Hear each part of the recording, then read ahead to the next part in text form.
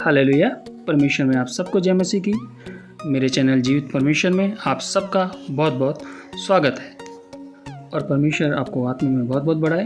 मैं अपने भाई बहनों से यही कहना चाहता हूँ कि यदि अगर आपके कोई प्रार्थना के विषय हैं तो आप मेरे व्हाट्सएप नंबर पर प्रार्थना के विषय सेंड कर सकते हैं। मैंने अपना व्हाट्सएप नंबर डिस्क्रिप्शन में दिया हुआ है। हम आप सब के लिए प्रार्थना करेंगे ताकि परमेश्वर आपको आत्मिक उन्नति दे और परमेश्वर आपकी प्रार्थनाओं को सुने और उनका जवाब दे ताकि आप परमेश्वर के गवाह ठहरें। आज फिर से मैं एक और विषय लेकर आया हूँ। मेरा आज का विषय है प्रसाद। प्रसाद आखिर है क्या और उसका हमारे जीवन में क्या महत्व है। आइए बातचीत करते हैं इस विषय पर। हम अपने दैनिक जीवन में देखते हैं लोग प्रसाद बांटते हैं। मेरा यह प्रश्न है कि प्रसाद बांटने वाले और प्रसाद लेने वाले दोनों को प्रसाद से क्या आशीष मिलती है। आइए विचार करते हैं इस प्रश्न पर। देखिए, जब किसी ने प्रसाद लिया और उसने खाया तो वह प्रसाद उसने खाया और उसके शरीर को लगा, लेकिन प्रसाद से उसकी आत्मा को कुछ लाभ नहीं हुआ, यानी उसकी आत्मा को कुछ नहीं मिला। यानी इसका मतलब क्या हुआ? इसका मतलब ये हुआ कि जीवन में उसके कुछ भी बदलाव नहीं हुआ। लेकिन देखा जाए तो आज प्रसाद के हम विभिन्न रूप देख सकते हैं। जैसे कोई हलवा बांटता है, कोई चिरौंजी बांटता है, कोई मिठाई बांटता है, कोई पंजीरी बांटता है।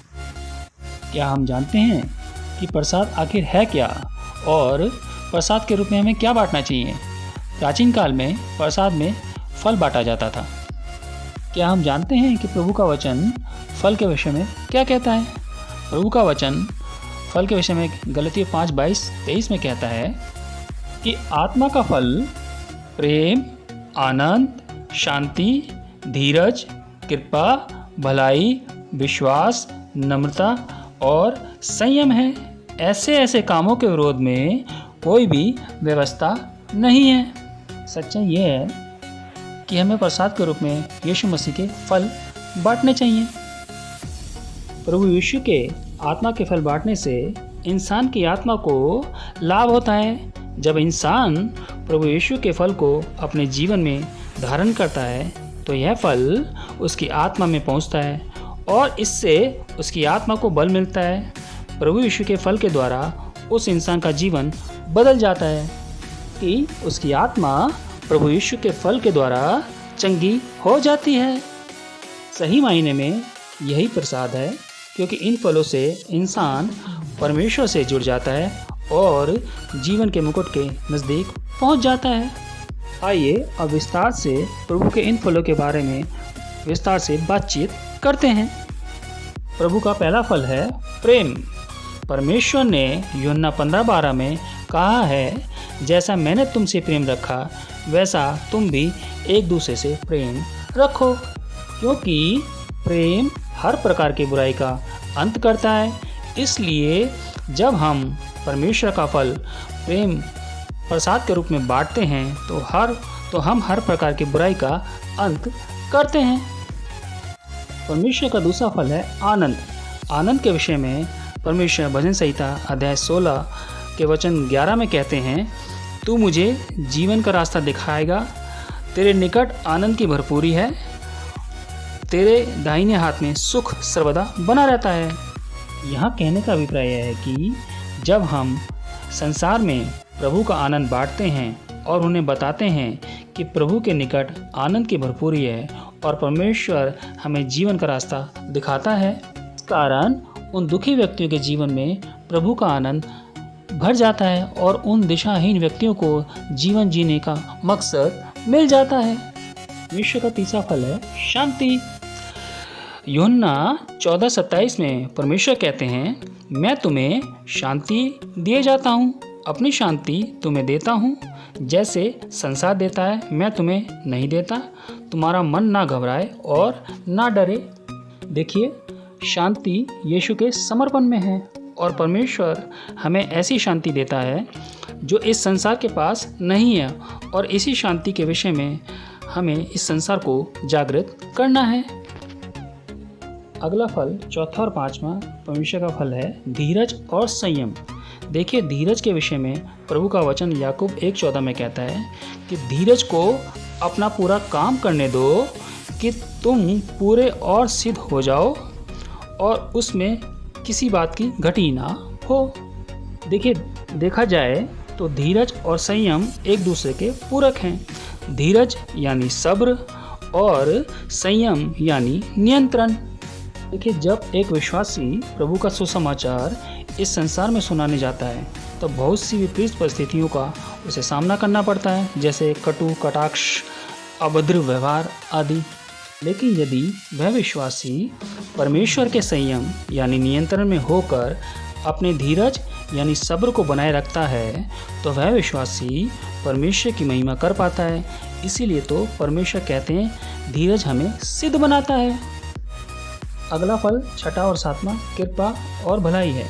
कृपा यानी दया, और जहाँ दया होगी वहाँ भलाई जरूर होगी, क्योंकि एक दयालु व्यक्ति ही भलाई कर सकता है। ऐसा करके ही हम इस संसार के लिए मसीह के सुगंध बन सकते हैं, जैसा कि प्रभु यीशु मसीह ने 2 कुरिन्थियों अध्याय 2 के वचन 15 में कहा है। अगला फल है विश्वास, जो 8वां फल है। विश्वास यानी विश्वास योग्यता। यदि हम प्रभु के प्रति विश्वास योग्य रहेंगे तो हम औरों के प्रति भी अपने आप को विश्वास योग्य ठहरा सकते हैं, जिससे प्रभु का राज्य बढ़ेगा और परमेश्वर की महिमा होगी, क्योंकि ये संसार भी हम पर विश्वास करेगा और जिससे हमें परमेश्वर का सुसमाचार सुनाने का अवसर मिलेगा। 9वां फल यानी आखिरी फल नम्रता। देखिए, याकूब 4:10 में प्रभु कहते हैं कि प्रभु के सामने दीन बनो तो वह तुम्हें शिरोमणि बनाएगा। जहाँ हम प्रभु में दीन बनते हैं तो वहाँ प्रभु की नम्रता काम करती है, क्योंकि नम्रता हमारे हर प्रकार के अहंकार को मारती है। जहाँ अहंकार नहीं होता वहाँ मेल मिलाप होता है, और जहाँ मेल मिलाप होता है वहाँ प्रभु का वचन काम करता है। क्या हमने कभी सोचा है कि प्रसाद अंत में ही लोग क्यों बांटते हैं? सोचने का विषय है। आइए हम इसको इस प्रकार समझ सकते हैं।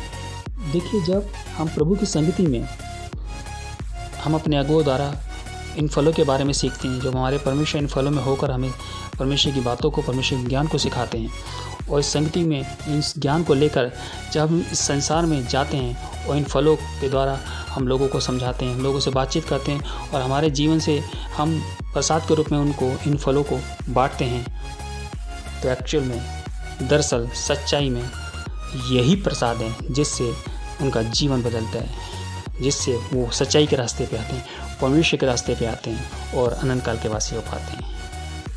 यहाँ इन सब बातों का, इन सभी वचनों का यही निष्कर्ष निकलता है कि हमें प्रसाद ऐसा बांटना चाहिए ताकि सामने वाले का जीवन बदल सके, ताकि वो आशीषित हो सके, ताकि वो परमेश्वर से जुड़ सके और परमेश्वर में महिमा पा सके और परमेश्वर के अनंत काल के जीवन पा सके, वो जीवन के मुकुट की दौड़ में शामिल हो सके, ताकि वो अपने लिए बहुतों के लिए आशीष का कारण बन सके। और ये सब परमेश्वर के फलों के द्वारा ही हो सकता है।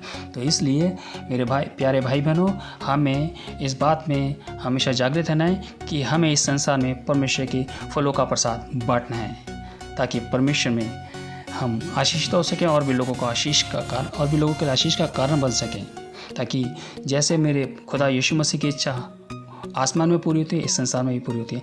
इन सभी बातों से परमेश्वर का राज्य बढ़ेगा और परमेश्वर की भेड़ें छुटकारा पाएंगी और आशीषित होंगी। तो परमेश्वर आप सबको आशीष दे। आइए अब इन सब विषयों के लिए प्रार्थना करते हैं। धन्यवाद प्रभु यीशु मसीह, मेरे जीवित खुदा, एक बार फिर से हम सब भाई बहनों को इकट्ठा किया आपने अपनी महिमा में, अपनी संगति में। पिता, इसके लिए आपका धन्यवाद करते हैं। मैं अपने सभी भाई बहनों को, अपने आप को, हम सभी के परिवार को, खानदान को, पीढ़ियों को, पिता अपने घरों को, सबको आपके पवित्र में रखते हैं आपके अधिकार से। प्यारे यीशु, हम सब के चारों ओर आपके पवित्र लोगों का, आपके सभी दूत का बाड़ा लगाते हैं आपके अधिकार से। हम सब से अगर कोई गलती, कोई गुनाह, कोई पाप, कोई दुष्ट न जाने अनजाने हो गई है तो इन सब के लिए मेरे प्यारे यीशु हम आपसे क्षमा मांगते हैं। क्षमा करना प्रभु, क्योंकि आप तो दयालु परमेश्वर हैं, विलम्ब से क्रोध करने वाले परमेश्वर खुदावन। परमेश्वर दुआ मांगते हैं कि ये परमेश्वर वचन हम सबसे बातचीत करें खुदावन, मेरे भाई बहनों से, मुझसे भी हम सबसे बातचीत करें खुदावन। और प्रभु हम ऐसे बनने पाएँ ताकि हमारे जीवनों से परमेश्वर आपके फलों की आशीष और लोगों तक पहुंचने पाए परमेश्वर, ताकि प्रसाद के रूप में हम फलों को इस दुनिया में, इस संसार में बांटने पाए परमेश्वर, ताकि आपकी इच्छा जैसे आसमान में पूरी होती है वैसे ही ज़मीन पर भी पूरी हो। परमेश्वर ये वचन एक एक तक पहुँचे जिसको इसकी ज़रूरत है परमेश्वर। हाँ परमेश्वर, ये सब आपके बच्चों तक जहाँ जहाँ आप चाहते हैं परमेश्वर, जहाँ इन वचनों की ज़रूरत है खुदावन वहाँ ये पहुँचे परमेश्वर, ताकि वो सब मेरे भाई बहन आशीषित हो सके और मेरे भाई बहन और इस संसार परमेश्वर इस वीडियो के द्वारा परमेश्वर आत्मिक उन्नति पाए परमेश्वर, आपसे जुड़ सके खुदा यीशु मसीह। मेरा मकसद यही है प्रभु कि हम सब भाई बहन और मेरे भाई बहनों का भी यही मकसद है कि प्रभु आपकी महिमा करना, आपकी महिमा होती रहे परमेश्वर संसार में, और हम सब पृथ्वी के आखिरी छोर तक प्यारे यीशु आपके गवाह ठहरें। सब कुछ आपके सामर्थ्य हाथों में सौंपते परमेश्वर, आपकी सीधी इच्छा पूरी हो पिता। मरकुस 11:24 में आपने कहा खुदावन कि मेरे बच्चों विश्वास से जो कुछ तुम प्रार्थना में मांग लो तो प्रतीति कर लो, ये हो गया। प्रभु जी प्रतीति करते हैं, ये हो गया यीशु के नाम से।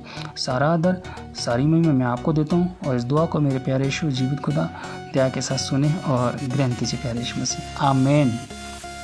अगर आपने मेरी चैनल को सब्सक्राइब नहीं किया तो मेरा निवेदन है आपसे, आप सब्सक्राइब करें, शेयर करें, लाइक करें और बेल आइकन प्रेस करते रहें ताकि मेरी नई वीडियो का वो नोटिफिकेशन आपको मिलता रहे और हम सब परमेश्वर में आशीषित हो सके। परमेश्वर आप सबको बहुत बहुत आशीष दे यीशु के नाम से, आमीन।